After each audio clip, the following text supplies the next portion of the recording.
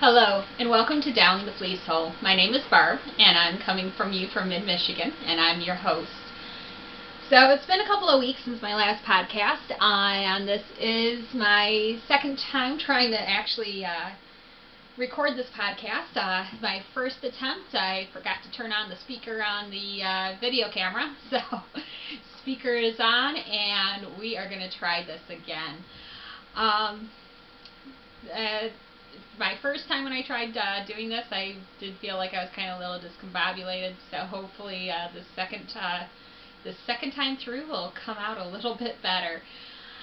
So the last couple of weeks I have been busy. I've worked on knitting some projects. I've gotten a few things actually finished and that to show you. I also started a new project which I finished within a couple of days, very quick knit. And got a few acquisitions and that, not too many, but a few things to show you also. So the humidity here in Michigan has finally gone down. We got a short break on that, although I expect that we'll see it come back and that. It's hard to believe we're already into August, and the kids are going to be going back to school here very soon.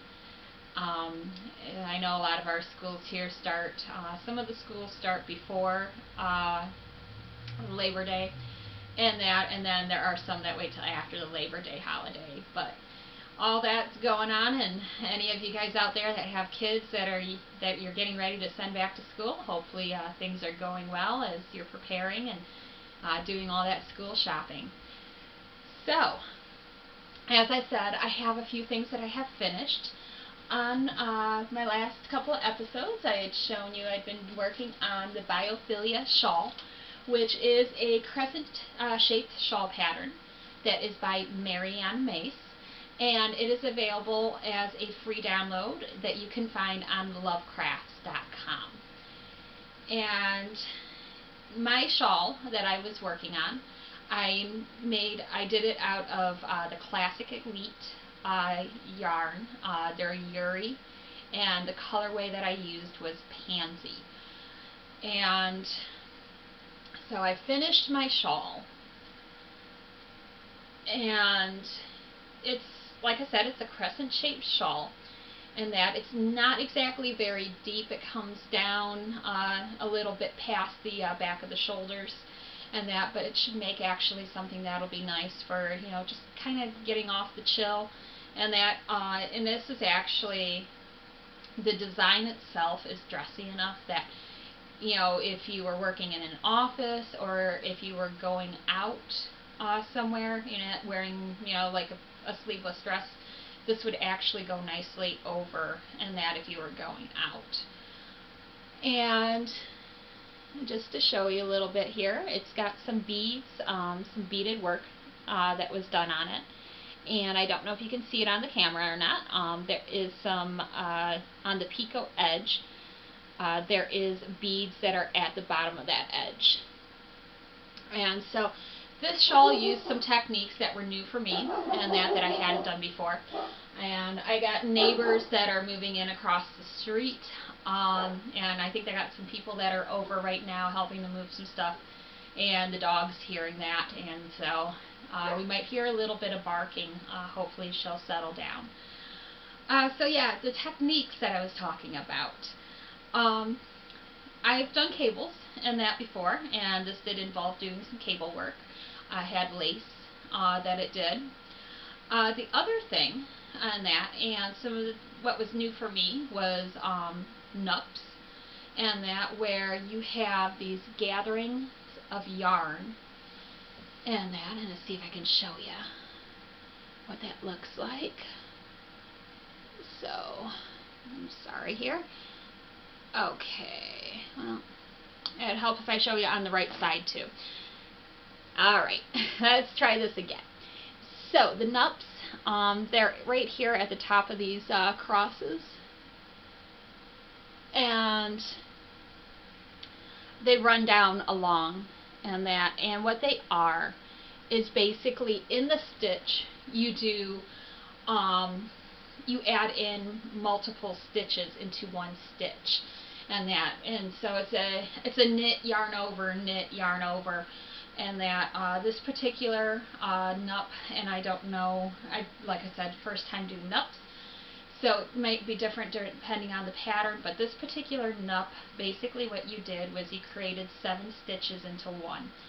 And then what you do is when you're coming back, and that this was, this had the purl back row that you did.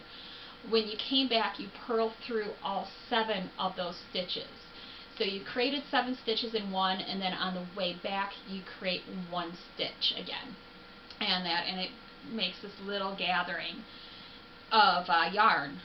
And the pattern itself said that when you go and you do the nups, to make sure you do those loosely, because you got to go and you got to get that needle underneath all 7 stitches that you just created. And the first time I attempted to do it, I thought I was doing it loose enough, and I went to go and try to go through my nups to purl through them all, and I found out I was way too tight. So I had to actually tear back that row and restart it. And what I found was, with the nups, you just had to be really loose. I almost made about a double. I pull my needle up pretty far, and I made sure that was all really loose on there. And once I did that, that made it a lot easier when I was creating my nups. So I'm very happy with this. I'm going to post a couple of pictures on here. I have some pictures I took while I was blocking it. And then also I'll see about trying to get a picture on my mannequin, and that to show you how actually it looks, and just, kind of give you an idea of what it looks like when you're wearing it. So I was very happy to have this done. It actually went a lot quicker than I was thinking it would. This pattern, it does have a tendency, I think sometimes, it was easy, I think sometimes, to get off on the count, and a lot of that I think had to deal with yarn overs. And I mentioned before, when you're doing lace knitting, and that a lot of times if you are short stitches, and that it's because you more than likely you missed a yarn over somewhere. And then with lace knitting, if you find yourself being where you have too many stitches, a lot of times what happens is you probably missed a decrease. And so I had a few times where I had some issues with it, but overall I was able to keep everything lined up and I just, try to really pay attention to what I was doing. And that if it was a pattern, or if this was something I was making, that I wanted it to be perfect, and that with no mistakes, and that if it was something I wanted to enter into, say, like a fair for judging, or a competition of some kind, or if I was maybe making it for a gift where I really, to me, having it right on, with no mistakes made, I would probably go and I would do what we call lifelines, and that, which sometimes with some intricate lace knitting, and that lifelines can really be helpful, just because of the fact that trying to go and, if you get so far and you try to go and to knit back, and especially I found with cables, and that if you have to knit back on cables to go back to a place where you made a mistake, it would be easier if you had that lifeline there, where you can just go and just take the needles out, take it down to the lifeline, and then pick your stitches back up. But like I said, it all depends on what kind of knitter you are.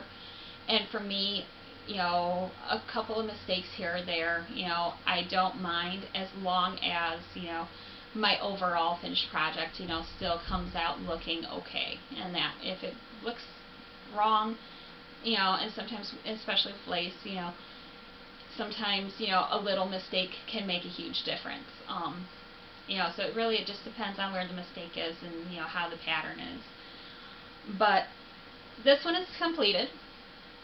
and I'm looking forward to being able to wear that.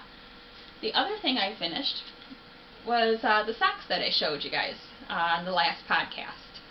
And that the pattern I'm using is, or the pattern I used was Bernat Ankle socks.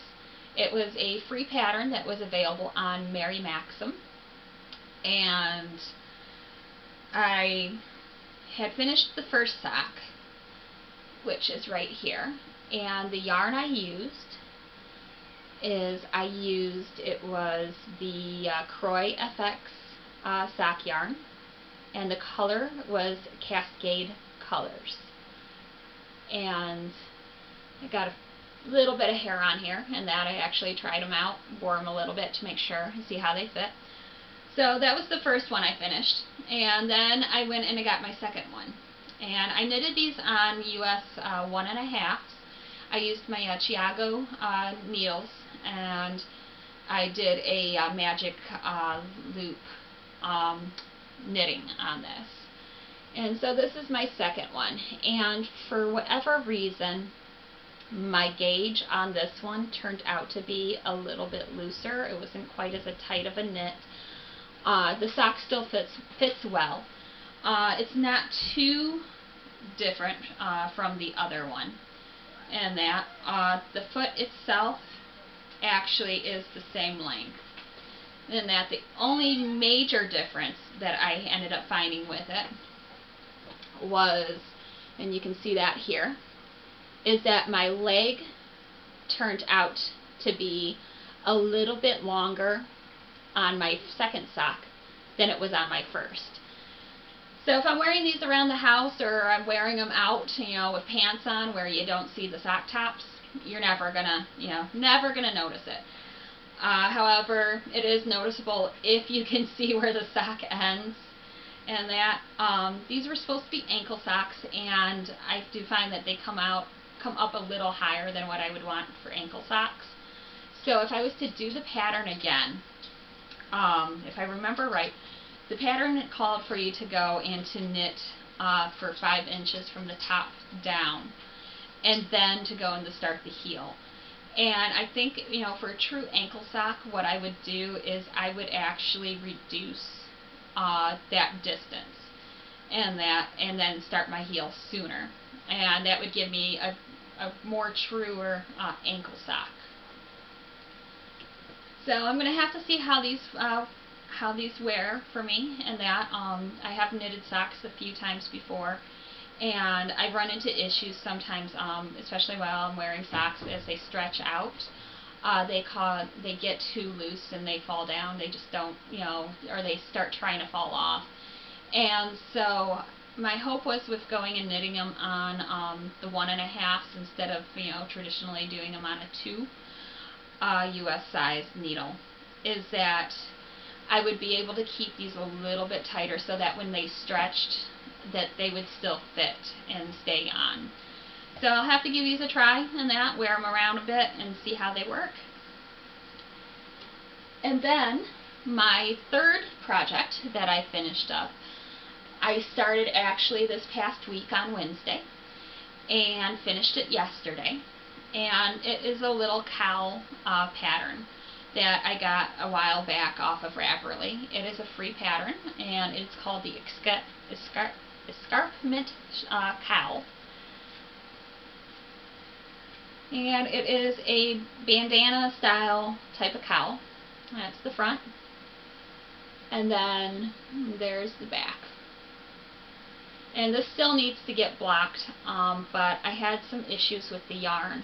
And so before I actually go and I do my blocking and stuff on this, I'm going to see if I can try to solve my issues with the yarn, which I'm going to talk about here in a moment. So this was just a real basic, very easy knit, and that has a garter tab at the top.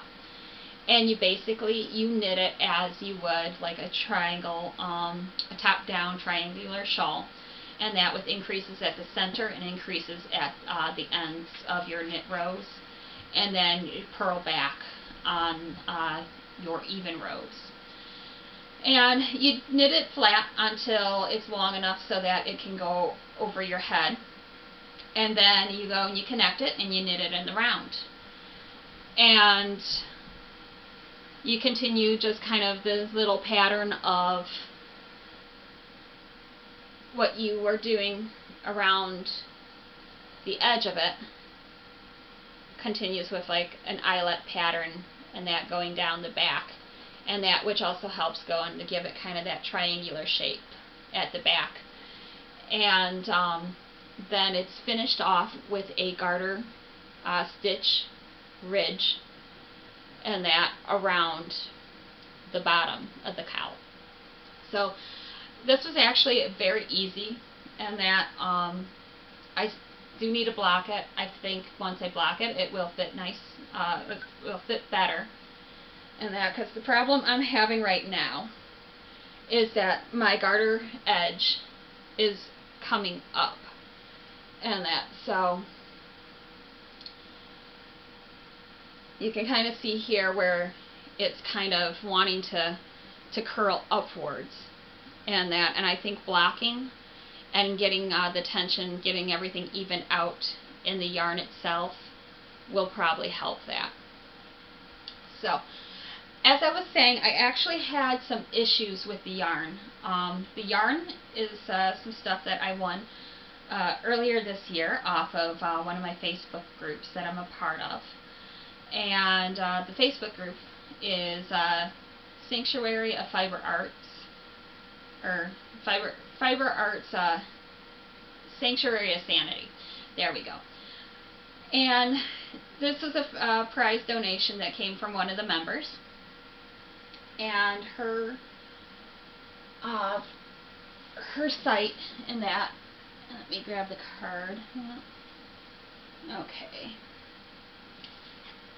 I had the card earlier when I first recorded, and that which now I've misplaced. Okay, let's see if I can remember it correctly. So the site is Alpaca Joy of Maryland, and the yarn itself, it is a superwash merino. It's a single ply yarn, and it's a high twist, and it was considered to be a sock yarn, which I wasn't sure exactly how well, and you can see if you can see kind of in that. So yeah, it's just, you know, it's instead of your traditional, let's see, okay, there we go. Sorry about that, guys. So instead of, you know, a traditional like a 2-ply or a 3-ply or a 4-ply yarn, this is just one strand, and that, which is, it's got a high twist to it, but yet, you know, the twist isn't, you know, too much, you know, where it's winding back on itself. I believe it was probably hand dyed by the person who I got it from, and the colorway is pomegranate, which it is blues and purples and greens. Well, while I was knitting with this, what I noticed was I had dye that was rubbing off on my hand. And my guess is more than likely that dye, let's see if we can, alright, that dye was probably coming from the blue here, and that,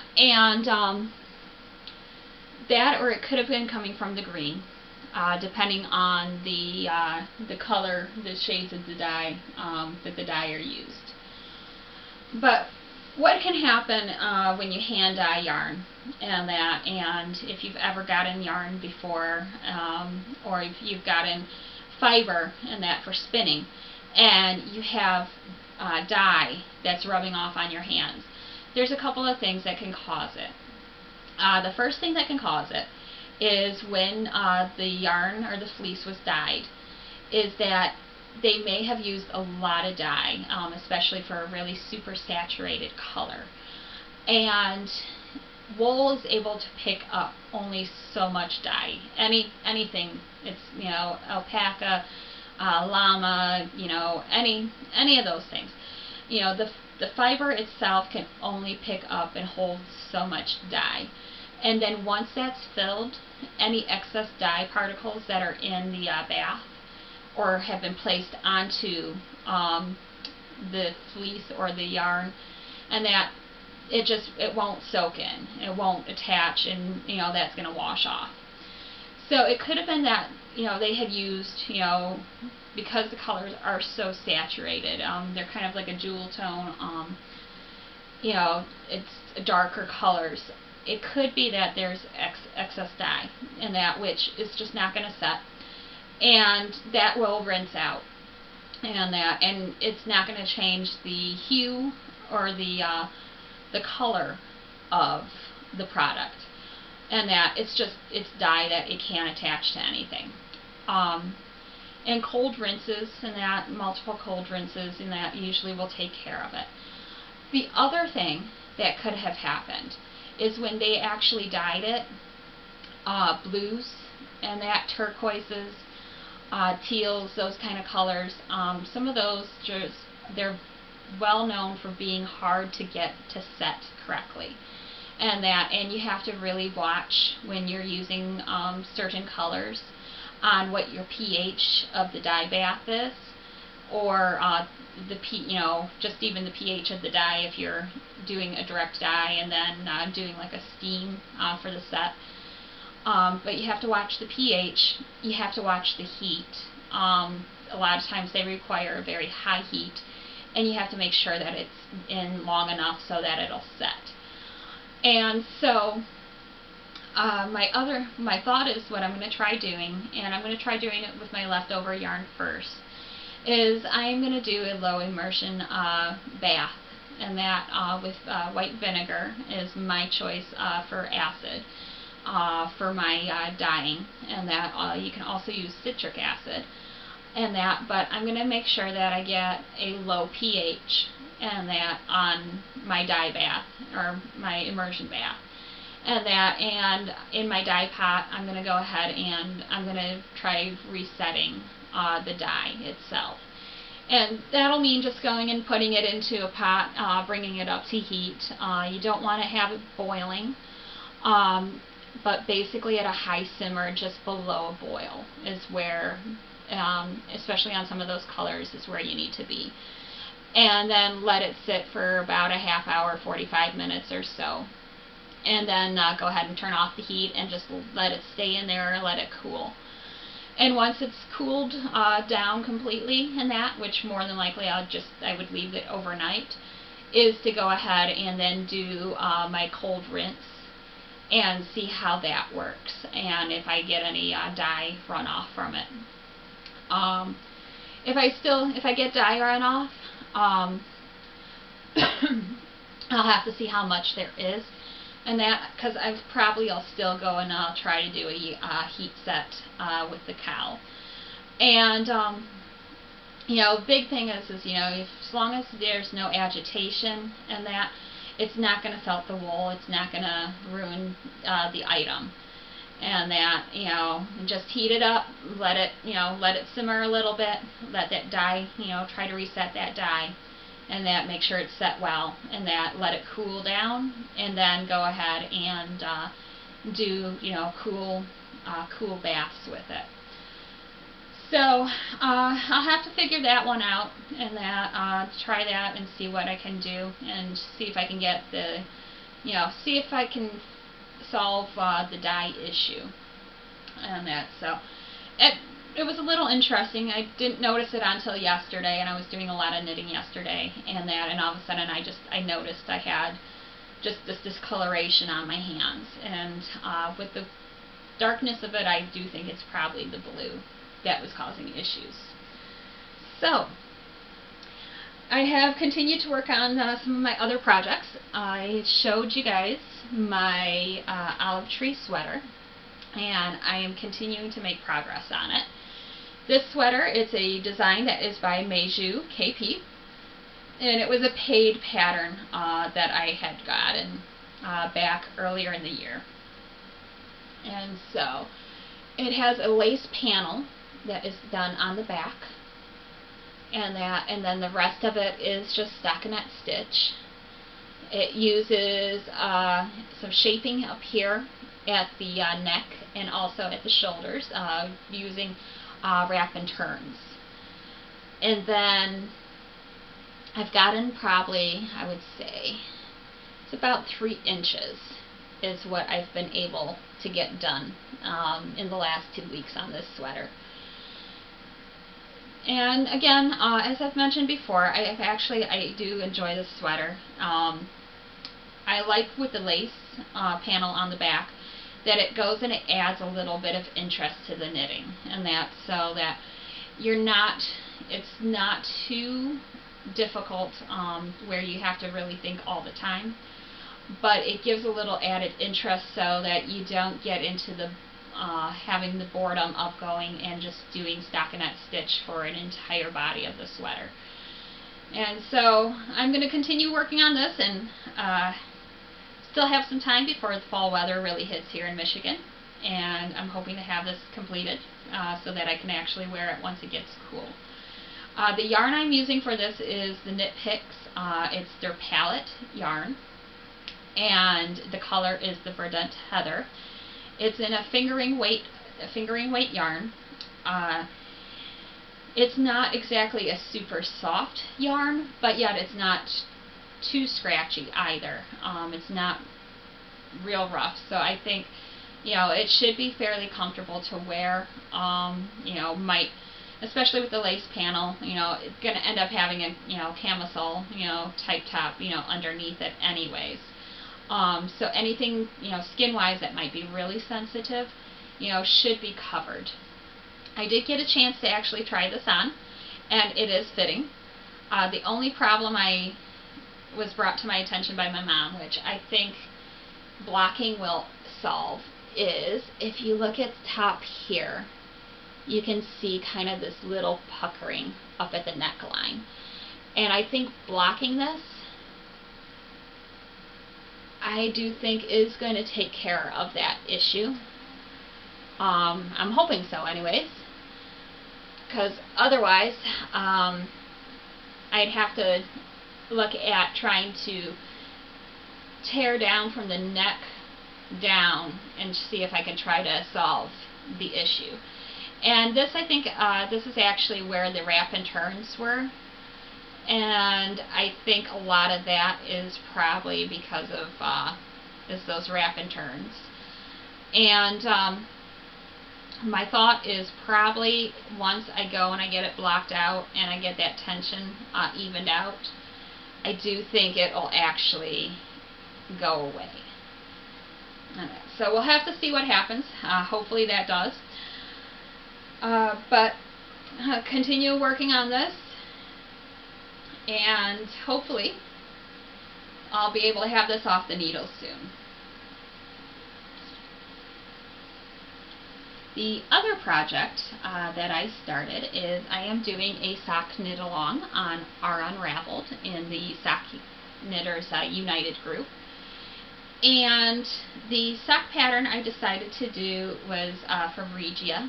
It is a lace sock pattern, and I'll post a link of where exactly you can find that pattern. It is a free pattern, and this is the sock so far.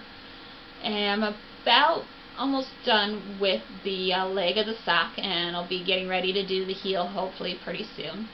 It uses the pattern itself uses a German short row heel, which they refer to as a boomerang heel in the pattern instructions.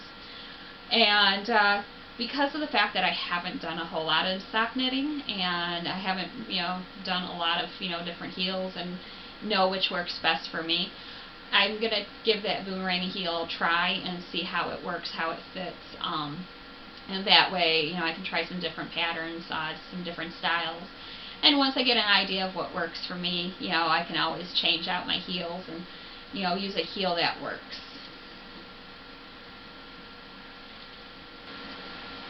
Okay, so the yarn I'm using is actually some of my hand spun yarn, and this came from the fiber itself is a Into the World WHIRLILED fiber, and the colorway is Coffee and Contemplation, and the base is their BFL Superwash nylon base. And of course my ball of yarn here is kind of collapsing in on itself, and that this is actually the picture of the yarn that you see at the beginning of the podcast. And this was some stuff that I got. I won it as actually a gift during last year's Tour de Fleece from them. And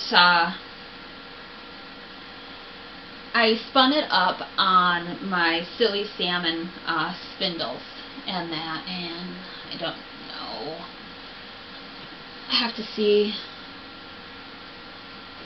if I have actually, yeah. There we go. Yeah, there we go. And this is actually, if I remember right, this was the spindle that I spun it up on. I did it as a 3-ply yarn, and I split my braid into thirds. I spun my singles up on the spindle, and then I plied it actually on my wheel. It came out to be kind of a heavy lace weight, light fingering, and that's got a little bit of unevenness to it. But it's not quite at a fingering weight. I had to make some changes to the pattern, and that I had to go down on my needle size. The size that they call for is a 2.5 millimeter needle, and I'll post in what that US size is, and that I don't have a guide on hand to be able to look that up and tell you easily. But I ended up having to go to a 0 needle is what I'm using, and that so that I could get a tight enough gauge so that the fabric in my sock wasn't too loose. And because of the fact that I'm using a thinner yarn, I also had to adjust my stitches for my cast on. And that because if I did the 60, I think it's 60 stitches is what they call for in the pattern to cast on, the 60 was making it too small. And so I ended up going and I increased it. Let's see here. I can tell you just a moment here.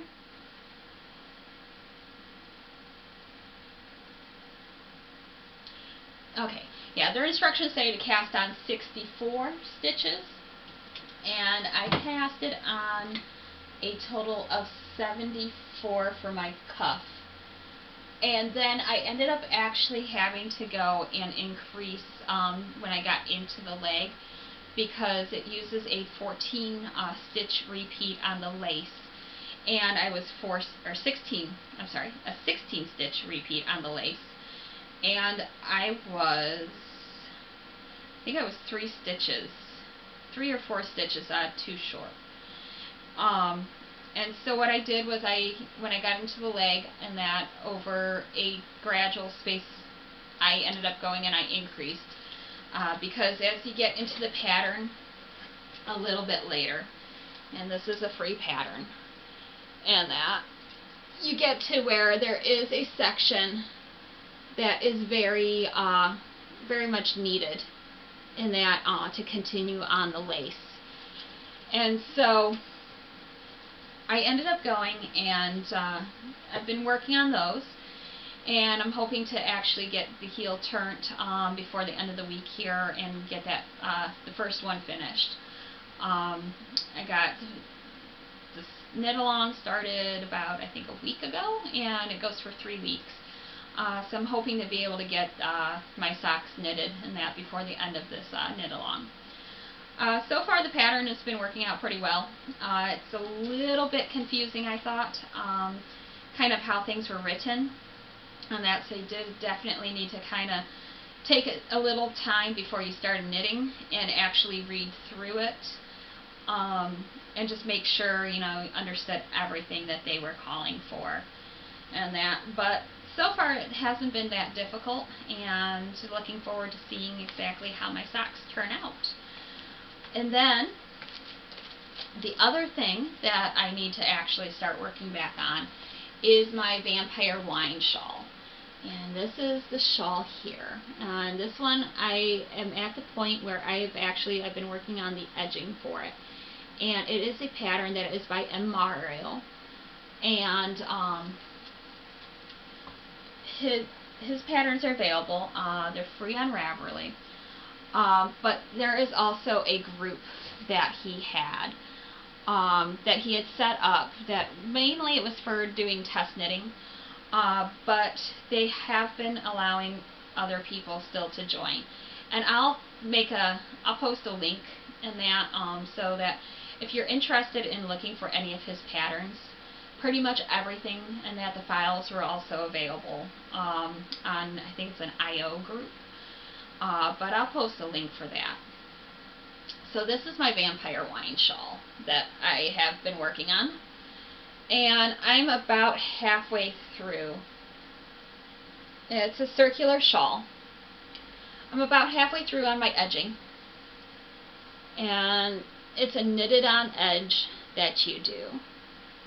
And I had to actually go through and I had to figure out on this shawl how to fix the chart, because there were a couple of mistakes on it and a couple of the rows, and my stitch count when I originally started working on this, my stitch count was off, and that I'd be doing fine, I'd be doing good, and then all of a sudden I'd get to a certain point and my stitch count was off. And so I used my charting software program that I have, and I put in the chart. I did it as he wrote it, and did a check on it and found out where exactly the mistakes were. And I went ahead and I based pretty much on kind of how he was designing it. I worked on pretty much making my corrections, you know, following hopefully something similar to what he would have used. So I'm planning on actually working on this some more, because like I said, it's been on hold for a while now, and it's about, yeah, let's see, sorry folks, yeah, I got about that much left, and that it's I'm probably about more than halfway through my border, I think. The yarn I am using, it's Knit Picks. It is their gloss lace. Let's see, I don't know if I have the tag for it in here. No, I don't. But it is their gloss lace, and it's their boudoir color. And so it's a merino and it's a silk blend, so it gives it a little bit of a sheen, and it feels actually really nice. It's real soft.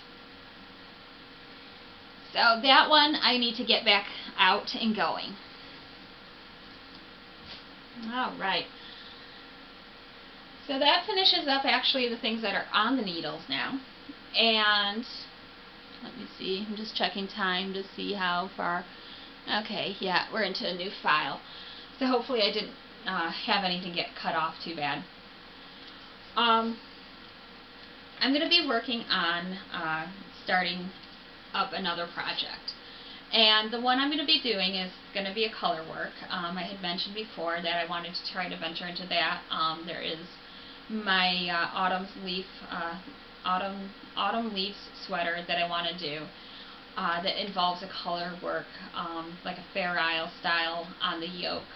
But before I start within a sweater, I wanted to do something that was kind of a simple, didn't have to worry about increases, just, you know, focus on the color work part itself. And so the pattern I'm going to be doing, it's the Frivolous Fair Isle cowl. And it's by Brown Sheet Company, and it's a free pattern that's available on their site, which is brownsheet.com. And so here's the pattern itself, and there's a picture of that. And I was trying to figure out exactly how to do the colors. When you order yarn online, you know, trying to kind of pick colors out that, you know, work together, can be difficult, and because of the fact that I haven't done too much with mixing colors, was trying to kind of come up with ideas of what to do.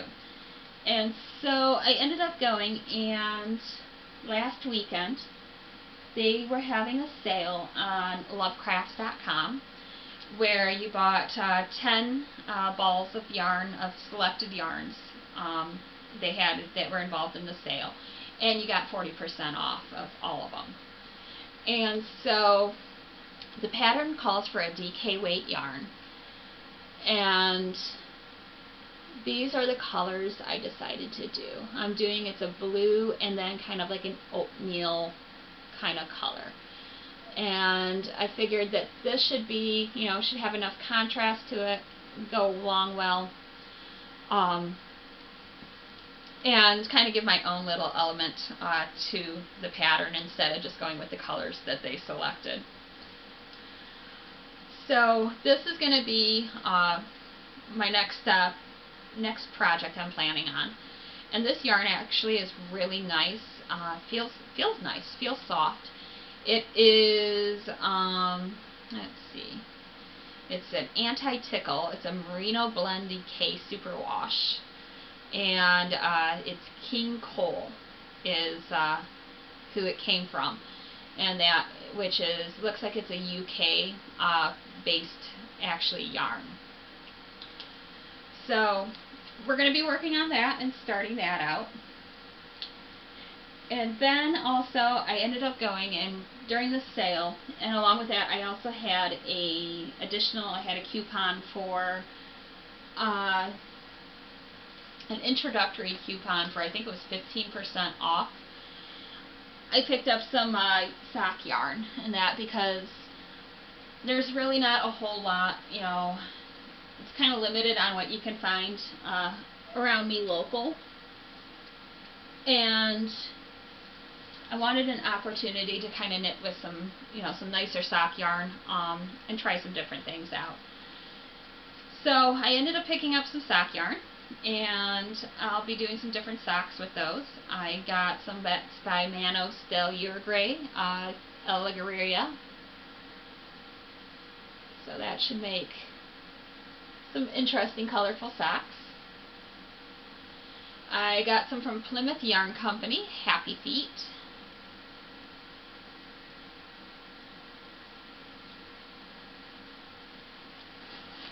I got two different colorways from Sweet Georgia.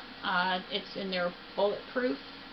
This is one of them. The other one I think got left back where I had stored the yarn at. I also got some Regia to try.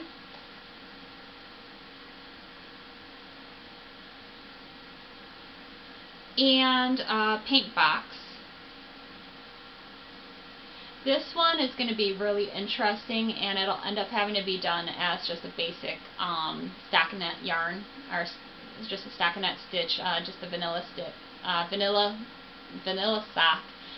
But what this is this particular yarn from Paint Box is actually a self-patterning yarn, and so this is a Fair Isle, actually, is how it's set up. It's supposed to be like a Fair Isle, and the colorway is called Storybook. And so when you knit it and that, you end up going and everything is supposed to line up so it looks like you've done like a Fair Isle, but without actually having to do the Fair Isle. So that's some of the yarn that I got for my future projects. And I figure if I can get at least a pair of socks knitted a month, and that I'll be doing pretty good. And I have plenty of sock patterns to choose from, and I collect patterns. I've collected more patterns than I'll probably ever knit, but that's okay. So other than that, there's not a whole much else. Oh, wait a second. Sorry about that. I do have one other thing to show you guys. I did get my Paradise Fiber Club box, and this month they did a pop art box based off of Andy Warhol. And the fiber that they sent, it was 3 ounces of their Warhol, that they're calling it, and this is it here. And I don't know if you see that sheen in some of that. There's mulberry silk in there, which I'm pretty sure is the yellow, and it's the white. And then there is flax, which is the black. But the mix of it is a 25% flax, 25% mulberry silk, and 50% merino. And this is actually very soft, other than the flax itself has kind of got a little bit of a rougher texture to it. And this is set up so that even though it's kind of blended, you could actually go, and if you wanted to, you could separate out your sections, and that I think fairly easily, and that if you wanted to knit them or spin them up separately. The other thing that they sent it was a 3 ounce of what they call diamond, and this here is a merino, and then also nylon, and they called it what did they call it? They called it glitter merino, which actually basically what they did is they have Angelina, I'm pretty sure, is what's in there. You can see that Angelina in there. So my thought is I'm going to go ahead and I'm going to spin this up, and I'm thinking I'll probably dye it. I might leave it as the white, but yeah, I don't wear too much with a lot of white in it.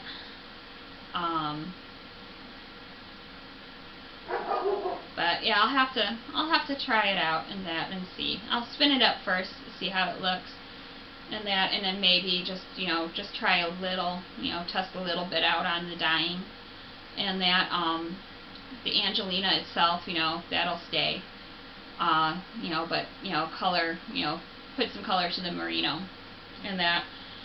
And then they also sent in the box, they had a fake fur pom, which I'll have to decide what to do with that, because I really don't wear hats with big poms and stuff on them. So I'll have to decide something for this. And then they sent, there was a Pez candy and their little sheep sticker, which I don't know if the camera will really get up on that or not, but the way they have the color on this, they have the colors overlapping and really close to each other, and it kind of gives a really weird visual effect to it. So there we go. That's all the acquisitions. This weekend, or coming weekend, is the Michigan Fiber Festival in Allegan, and Friday I'm planning on going with my mom, and we're going to go ahead and check out the vendors. We're not doing any of the classes or the workshops, but it'll be nice to see what the vendors have, and depending on budget, we'll see, maybe come away with maybe a couple of things, and that. I'm not expecting to be buying a whole lot, but maybe, hopefully a couple of items. And even if I can't get it, while I'm there, if there's people local where I can get information from, that for getting fleeces or for dyed fiber, depending on their cost, and that be able to actually at least get those contacts and can reach out to them later on at a point where I'm able to be able to get that kind of stuff. I'm continuing my sweater spin. and that's kind of going slow. Need to try to focus some time on that, but it seems like, you know, it's either you have time for knitting or you have time for spinning, and sometimes it's hard to find time for both. And other than that, not a whole lot else going on. So thank you guys for watching. And that, I don't know if I said it in the beginning or not. I said at the beginning, and I said at the end of my first attempt of recording the podcast, I felt a little discombobulated today. Don't know why. But, you know, welcome to any new viewers and that, if I didn't say this at the beginning, and welcome back any returning viewers. Please subscribe to the channel and that, like the video, and, you know, if you have any questions, any comments, please feel free to post those below. And, you know, the more people that subscribe and the more likes that are received, the more people that this can be reached out to on the podcast. And that the way with how YouTube works and bringing up suggestions, the more interaction there is, the more a video will show up. So until next time, I hope you guys all have a wonderful day. Please join in on the groups on our Unraveled and on Facebook. And that, I'd love to hear what you guys have been working on. And that Funny Bunny from our Unraveled shared some socks and that colorwork socks that she had just finished up knitting, and those were beautiful. And that so, you know, please feel free to share, you know, what you've been working on. I'd love to see it. And if you have any questions, you know, please let me know. And until next time, you guys all have a wonderful day, and thank you.